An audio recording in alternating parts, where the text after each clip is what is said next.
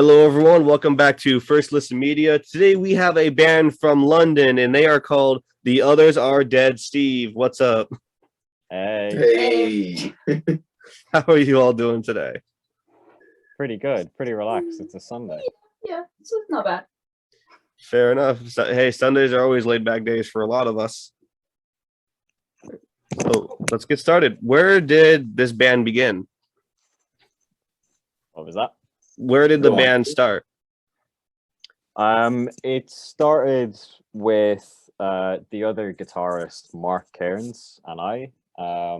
We were in a couple of bands with each other in London for the last couple of years. We were in a grungy band, we were in a punk type band, just kind of kept finding ourselves in different projects together.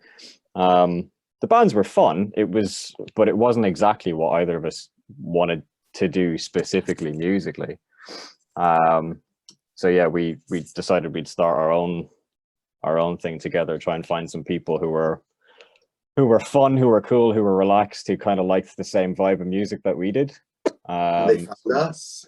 Yeah, exactly. Yeah.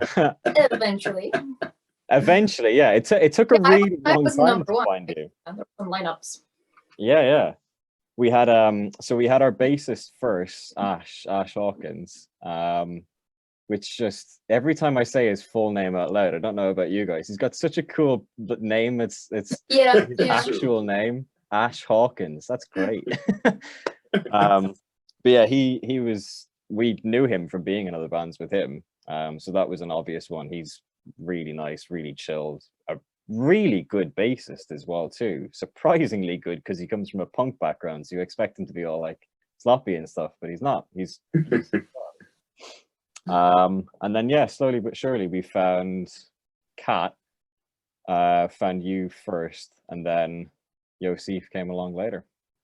Only recently, in the last couple of months, isn't it? Wow, a bit more than that, yeah, but Is it? yeah. Before Christmas, wasn't it? I think it was last October. Yes. You were an early Christmas present to the band. Nice. That's awesome. So what got you guys into music? Older that's a tough one. Like, and we all come from different backgrounds. You want to share some of your what musical background? Yes. I don't know. Like, I used to do kind of bedroom poppy melodic stuff when I was by myself, which is one of the reasons that I was reluctant to join Toads, because I thought they were maybe a little bit too heavy for me, but actually it works out quite nicely when the two styles collide. So I'm probably the least heavy influence out of everyone. We've heard you screaming recently, and I like it. Yeah, I just started screaming. It's my new thing. I decided that I can scream. It sounds awesome. I think that's mostly a question for you, Steve, because you've been doing most of the writing. You and Mark, I mean, in terms of Yeah, it's interesting that because the band started over lockdown, it was a case of, usually you want to do stuff as organically as you can. You want to get 5 people in a room with 5 different influence, five different sets of styles and writing styles and stuff like that. But all of the lockdown stuff just in the last couple of years made that completely impossible. And then the lineup changes and stuff like that. So there was one congruent bit to the songs that we came up with, and it was the fact that, out of boredom and frustration, Mark and I, the other guitarist, would sit in our respective living rooms with a cheap little interface and a laptop and a guitar and just try and write something that we thought would sound good in a room with amplifiers and a drum kit. I love how Mark writes. I find it really inspiring for when I'm writing. I feel like our styles are really different, but they complement each other quite well, especially if we're writing different things distantly. I'll hear a song that Mark wrote last. I'm like, damn it, I need to write a song like that, but I need to do it better. It becomes really competitive. That's a good competition. Yes, it's a really good competition, actually, because we'll set each other challenges. Then I write in a really specific style. My background is all heavier, grungier metal music, and Mark's is not. Mark is like hardcore 90s Northern Irish punk bands. and also funk and country. I'm not even sure where he came from. He says Derry, but I think somewhere in space. He's the strangest individual. What were we saying? The influence of that, yeah. I suppose when you bring one person's mindset or one person's writing style in the way that we demoed it out to 4 or 5 other people, you're always going to have something far more interesting than the initial demo that comes out. And thankfully that's what's happened every single time we've gone to try and learn a song or rehearse a song or record a song. Like the stuff that Kat will think to do for a vocal style on either mine or Mark's demo stuff is completely different to what we'd imagine it sounding like, and it always makes it better. Bass and drums is an interesting one because we program in drums, and we, Mark and I both play a bit of bass, but you hand those parts to someone like Yosif or to Ash, and they completely do something way different, but always way better. So it's nice. It's nice. Nice. What inspired the band name? I'm not answering that one. Someone else got to answer that. What do you mean you're not No, answering that one? you are. Come on. Steve inspired the band name. Yes. That's what, yeah, we were at, I think you might have been there, Kat. I think we were in a rehearsal studio or something, and we wanted to call the bands, all of us, I think, are heavily enough influenced by Queens of the Stone Age. Not that we sound like Queens of the Stone Age, but Queens of the Stone Age are just... Oh, but we all love them, Oh. yes. I love them too. Such a They're good really band. good. Oh my God. For me, best band in the world, best band that's maybe ever. I love that stuff. But I like the name, and I like their story of their name, even though I can't remember it, but it's something mad like, oh, let's call ourselves something stupid that people won't remember. I was like, I want that contraction thing like that. Da, da, da, da, da. But with a contraction. I was like, what's cool? Toads are cool. They're weird and slimy and grungy looking things. If ever an animal was grungy looking, it would be a toad. Why don't we call ourselves toads? And Mark was like, what does it stand for? I was like, the others. And then the Steve bit came in at the end because I'm really, really, really arrogant and I want my name in everything. Hey, at least you're honest. So honest, yes. It's called an insurance policy, and you can never get rid of them. It means that if I go, the band comes with me and the name. Not that anybody would miss the name. Can you imagine? Oh my God, you should kick me out and keep the name. And then you sue us, and then we get publicity because of the ridiculousness of the suit, and then we get famous. Perfect. If I sued, you'd win because you're the lawyer in the band. That's not how it works, but okay. No. Oh, that just made my day. I love that. Unrelated question. Favorite Queens of the Stone Age song? Go. For me, it would be It Never Came. I think I have that on vinyl. I think it's part of the but I think wasn't Burn the Witch on that same album? Yeah. Yes. It was Burn the same Witch is one. my personal favorite. Yeah. Next track. Yeah. Pretty close. Steve, you Steve? feel strongly? Every single song that's ever written without Yeah, an I don't think I exception. have a favorite either. It's I really like their new stuff. Their new stuff is exactly what you'd expect for Queens, but in the sense that I didn't expect it. They took their own style and did something really unexpected with it. It's like, oh, it's weird and different and still sounds like Queens of the Stone Age, and it's still, Yeah. they've mastered their style to the point where they can do that. It's great. yeah, that's crazy. Their guitar riffs are, making something so cool off like a guitar bend or something, and just taking a whole song from the acts. They're geniuses. Yeah, I love what I don't know if there's an interview with Josh Homme about him writing music, and he said something that I really liked. I never thought about it this way, but he talks about writing Queens of the Stone Age stuff and writing Kaya stuff, and the interviewer asked him, do you like those songs? Like, I know some actors and musicians won't go back over their songs or the movies and watch them because they're like, I don't know, they're self-conscious to watch it or they don't like it. And Josh Homme, being a typical cool bastard, is like, yeah, of course I listen to the music that I write. I like the music that I write. That's why I write it. Of course I listen to Queens of the Stone Age stuff. That's the coolest answer. Yeah, it's a cool answer. They're such a good band. amazing live as well. You lucky bastard! I've never seen them live yet. Oh, you got to. If you're in America, you'll be able to see it way easy. They're Oh, touring, yeah. aren't they? America's pretty big, Steve. No. Yeah. And I'm in one of the smaller states where like not a lot of shows go on, so I gotta really travel out if I want to see them. Oh, Which I'm willing to you do. should do. Yeah, it'll be worth it. Oh yeah. What is your songwriting process like? I want to hear that from Kat. I want to know how you come up with the lyrics and stuff. I just listen Hold to it on. and then it magically comes. Well, no. The melody magically comes because that's the easy bit. And then I have to really force myself to sit down and write the lyrics. It really helps that you guys come up with these like really wacky titles to the instrumental bits because they're very inspiring because it's so hard to pick a theme about what's right. But yeah, they name the instrumental tracks something really wacky, like I do my own stunts, and it's really Get in the Shark, and it's very like evocative and I think easy to work around that. Yeah, that was Also, something that came styles. from. Ask Ash to do it. Yeah. A really good lyricist as well. That guy's a poet. I think a really, really funny poet. Mm, It's always good to have those around. definitely. All right. My next question is, what was the lyrical structure behind Ditches? Because I really love that song. The newer one you guys did back Thanks, in man. October. Thank you. The lyrical structure in terms of Just what inspired the lyrics and everything? I meant to say it that way. I'm a bit rusty. I haven't done one of these in like 2 weeks.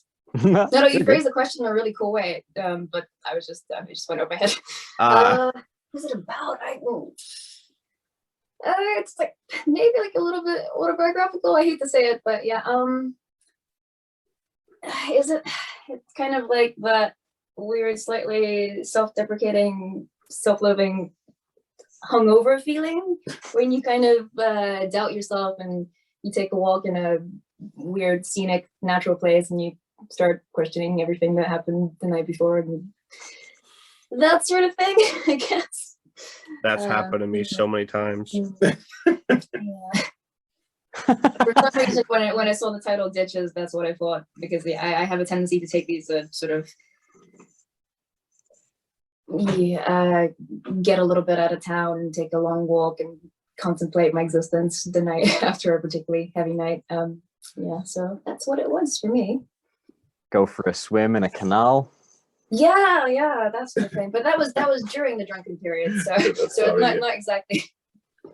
I did that after a gig once and just disappeared and I'm like, Kat, where did you go? Where'd you go? I just went swimming. No big deal. And I never found her again. Yeah. Boy. My next question is, who would you love to collaborate with, whether it be at a show or in a recording studio? Oh, that's a great question. Yeah.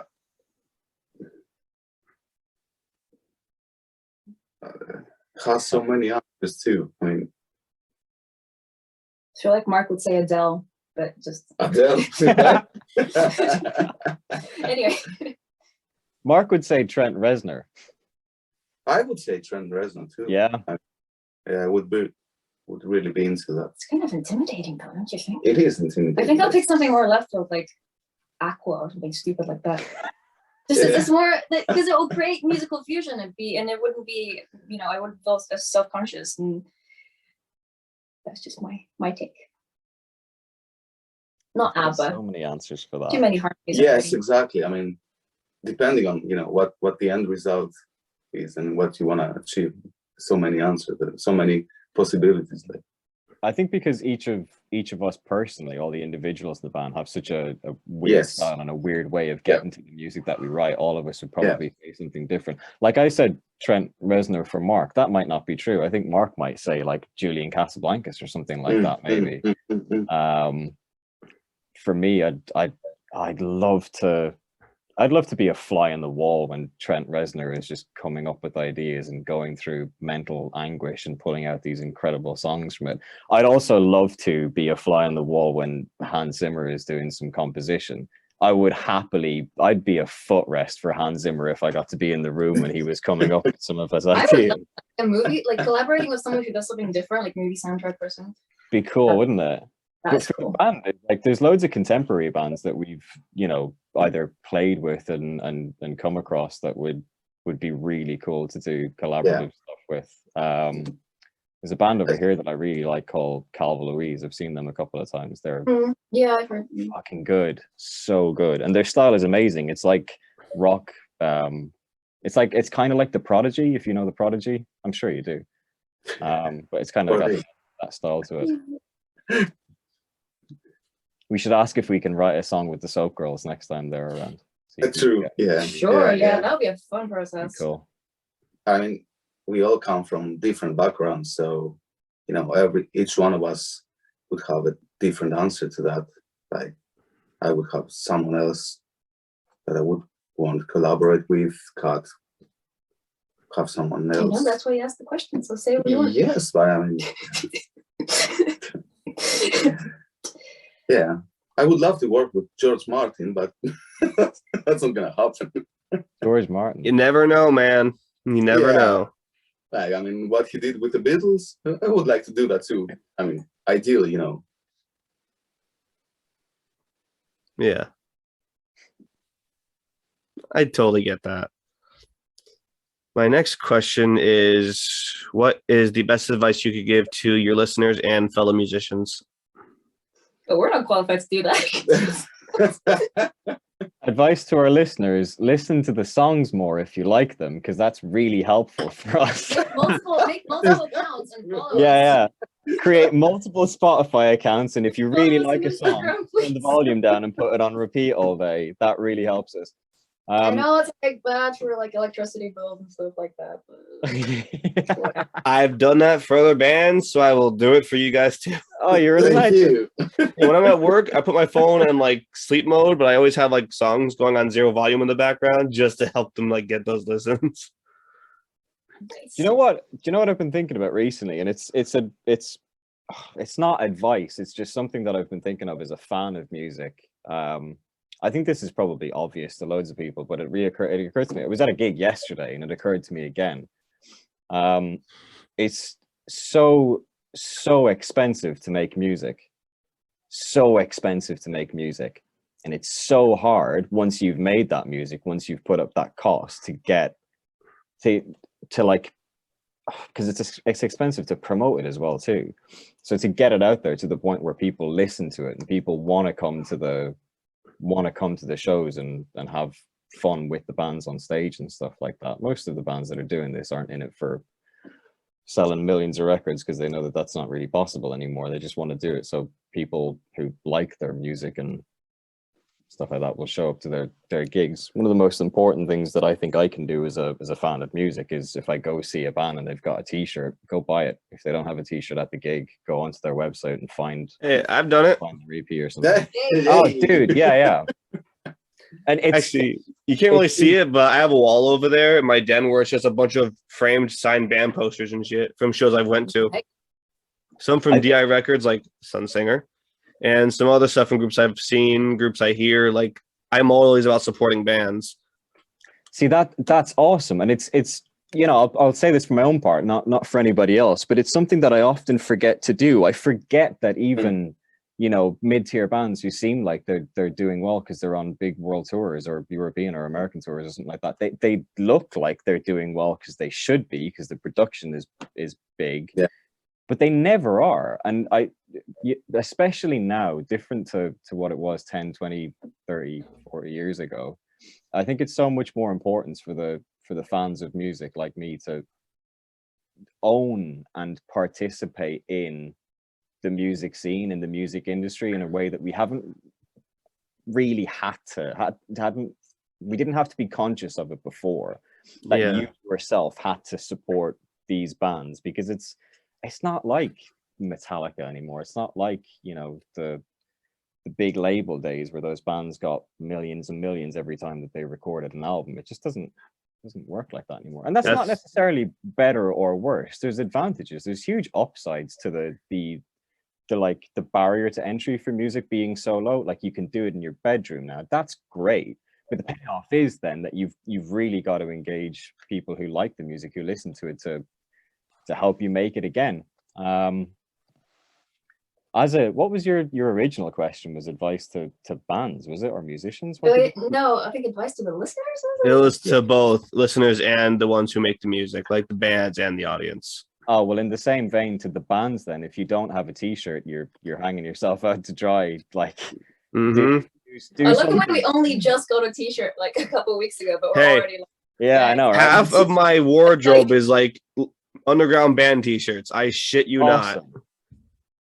That's the fashion of the 2020s. That's what we need to put that Bring on the back catwalks. respect. Hey, I Yeah. love helping bands. That's why I started this up. Oh, that's The love beautiful. for music. That's beautiful. Yep. Yeah, that's a really, like, probably the business side of making music. But I think if we want, the love for music is a given the fact that we're here fucking talking about it. But how do you sustain it? How do you make sure that bands keep pulling through? How to make sure that the bands that you like listening to, who've got less than 1,000 listens on Spotify or whatever it is, how do you make sure that they get to make new music? I run my own stuff about that, actually. Me and my friend actually were recording today. Me and him both interview bands, and we also have our own little podcast where we play music from bands we've worked with, and we always make sure to air their stuff as much as we can. That's brilliant. That's so good. What's the podcast called? I'll send all this stuff over later because we're actually Cool. recording today too. And Awesome. I also do radio for some online stations too, and I try to get as much stuff from the label as I can and people I work with as much as I can and air that too. Yeah, that's cool. My thing is I'm all about helping musicians because music got me out of suicide a lot of times. And that was what inspired me to start this up. I've been doing this for a little bit over a year now. So it's like I'm still relatively new to this whole thing, but I'm not giving up. Music is what got me out of hell. So if I can give back to them any way I can, I'm fucking doing it. Well done, man. That's awesome to hear. Glad you're doing it. Yeah. Music is everything to me.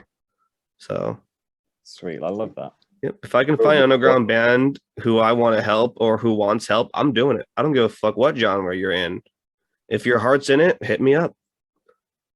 That's just It's crazy how I that do it. changes the older you get, isn't it? When I was like 14 or 15, I was like, I only like the bands that I like. I only like the genres that I own. I only like rock music. Now, if there's a funk band playing, if there's a bluegrass playing, I'm like, God, yeah, I'm going to go see live music. Definitely. Actually, I got something funny. I have a playlist just to mess with people. Like I have like 80s J-pop to Infinite Annihilator. So I'm at a light. Rick Astley's playing, Never Gonna Give You Up. And as soon as that ends, fucking Soil the Stillborn comes on. Nice. This person looked at me like, what is wrong with you? And I'm laughing. Her kid rolled down her back seat and yelled, turn it up. I'm like,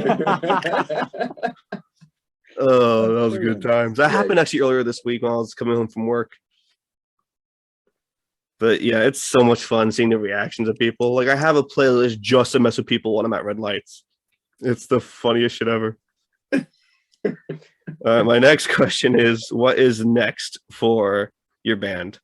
Ooh, lots of things, hopefully. Yeah, I think we're gonna release a video.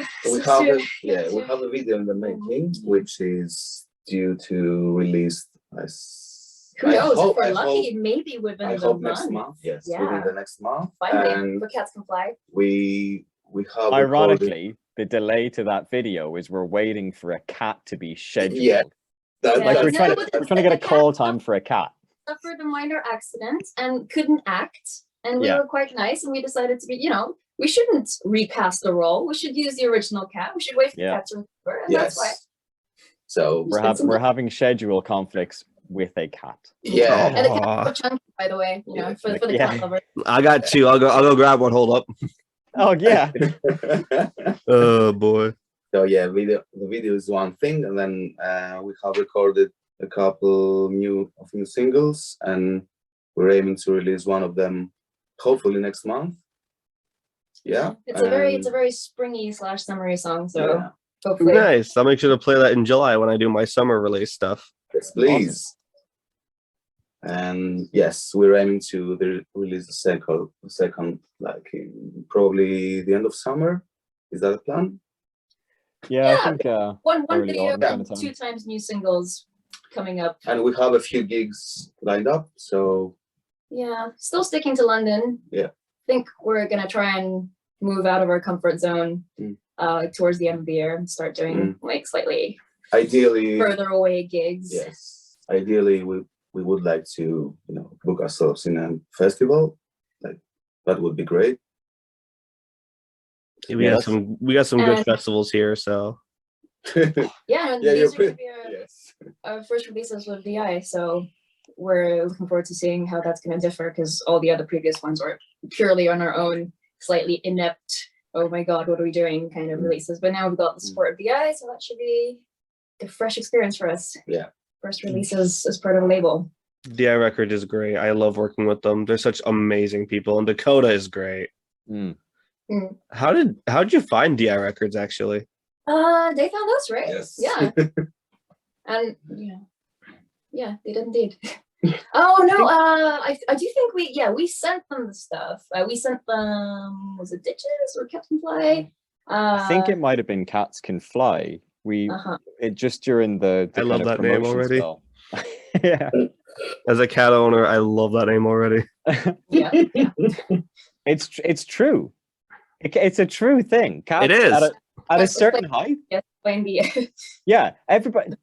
Maybe it wasn't everybody, but a couple of people in the band. I won't say any names, Mark and Ash, but I said this Cats Can Fly title came from the fact that I saw a thing where if from a certain height a cat can kind of, well, not fly, but it can glide kind of like a flying squirrel or a sugar. Mine glider. have done that. Mine have done that, so I can confirm it's true. Right? One of them So- did it right on my face and clawed out my eyes, but that's besides the. He goes, got a "Meow, demon cat." bitch. Yeah.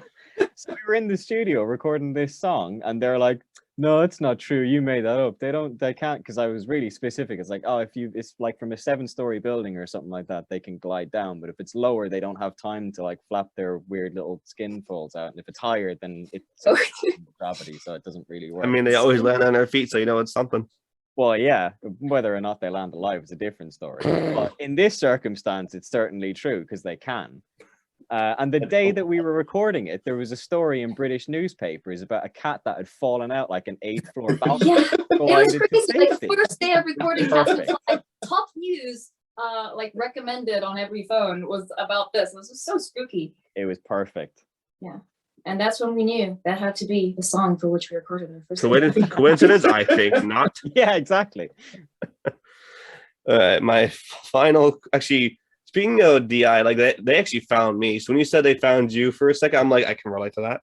Because Dakota found me when I was first starting out this little podcast of mine. Then he welcomed me onto his team.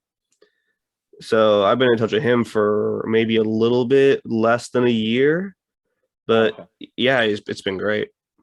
That guy is super busy, just Oh, he out is. in the world for talented bands and promoters and agents and stuff like that. He's He's a I hard don't know how worker. he's got more. He seems to have more hours in the day than any of the rest of us do. He's a hard worker though, and he loves his band. So he Yeah. has extreme dedication.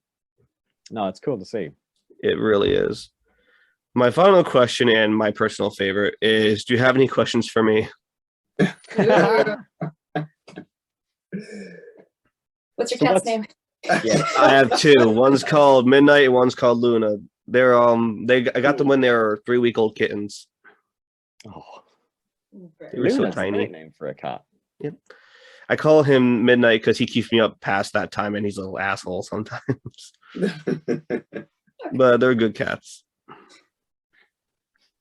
How did you get into this then? How did you end up doing the interview stuff specifically and the podcast stuff? Well, after music got me out of killing myself, I wanted to help bands any way I could, and I figured if I can at least interview them and play their music for them, that's at least better than nothing.